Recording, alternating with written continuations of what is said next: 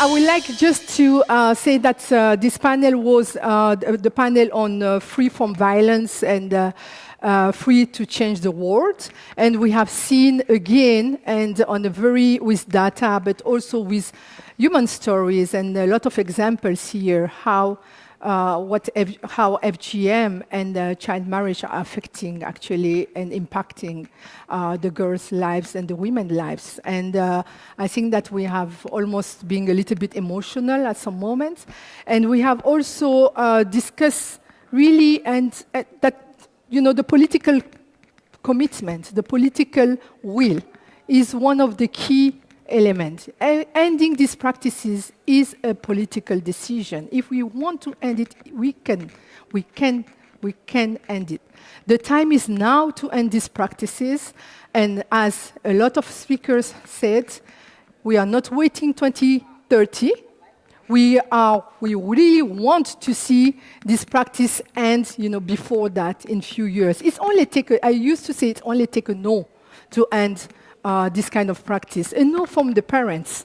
But the parents are like feeling like they are in prison, and they have to do and they have to act on that way for X and Y reasons. So I think that we need to, what we heard today is that we need to change a little bit our messages, change our interventions, look a little bit more on what really could work. Angelique even mentioned that it is important to shock people, to show them what it is, and how this is really impacting, how this is really, destroying somewhere girls' and women's lives.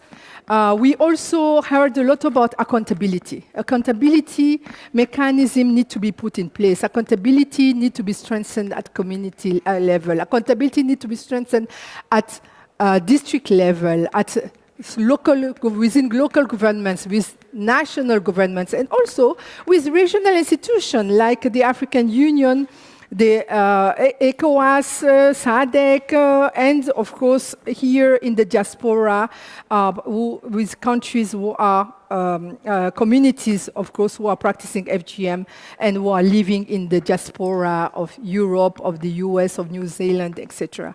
Accountability for me is also the recognition from several parts of the world that FGM is practiced in the community. Indonesia, Malaysia, Sri Lanka, all these countries, they are not here today. But they are not here because we are still working towards making sure that they are realizing that what is practiced there is a violation also of girls' and women's rights, and there is not so much recognition so far from the political space and from the religious leaders. And we also heard a lot about the need for domestic investments and the role of young people everywhere. It is quite important, and they have a lot of energy, and we're really happy to have Nathalie today sharing with us her experience, the need for data and all.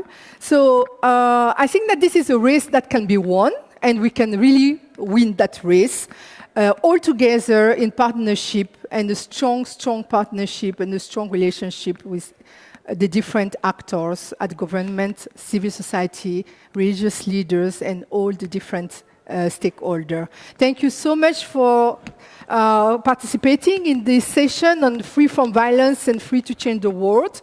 And we wish you a wonderful evening. Thank you to the panelists.